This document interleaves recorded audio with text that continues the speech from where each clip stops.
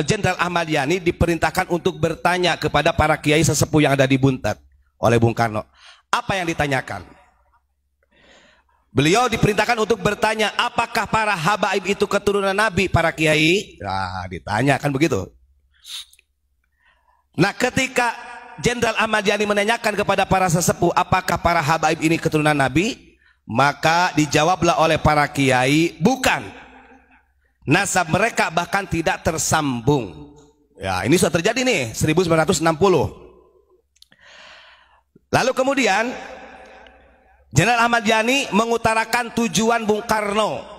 Nah, sebenarnya begini Pak Kiai, anggapannya begitu kata Jenderal Ahmad Yani. Kalau memang mereka bukan zuriat Nabi, kenapa harus dirawat di sini?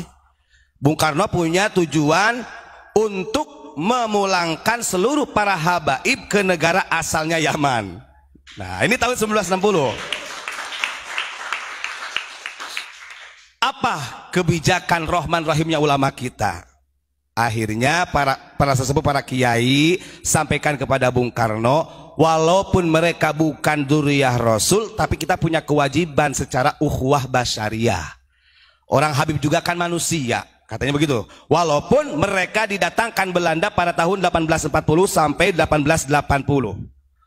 Tapi karena para kiai itu mempunyai jiwa basyariahnya, ukhuwah basyariah, maka para kiai sepakat memberikan jawaban kepada Bung Karno, janganlah sampai dipulangkan. Orang kita ini punya ideologi Pancasila, artinya yang melindungi semua bangsa dengan berbeda suku, bahasa dan lain sebagainya.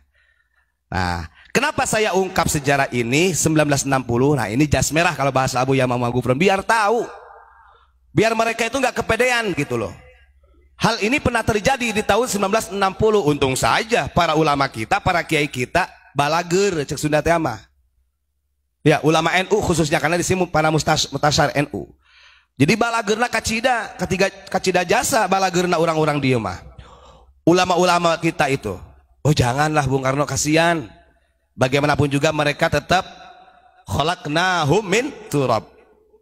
Artinya Allah juga menciptakan mereka dari tanah, samalah manusia secara ukhuwah basyariah, udah aja dirawat. Kan begitu. Maka ada juga premingan juga nih, ada premingan juga yang terjadi loh. Itu Gus Dur aja itu sampai berani pasang badan katanya Gus Dur untuk membela Ba'alawi. Nggak begitu sejarahnya. Karena terulang kembali di masa ketika Gus Dur waktu itu MUI-nya siapa lupa lagi, Kiai Hasan Basri. Nah, ketika MUI-nya Kiai Haji Hasan Basri pernah terjadi kembali, mereka itu mau dipulangkan. Lalu siapa yang pasang badan? Ya Gus Dur itu, jangan. Karena Gus Dur diamani oleh Mbah Wahab Hasbullah waktu itu. Artinya ulama NU ini lebih mengedepankan ukhuwah basyariahnya, bukan nasabnya. Itu catat. Jadi jangan dipraming, oh, orang NU sesepuh NU aja hormat kok sama para habaib karena dzurriyyahnya. Gak begitu ceritanya.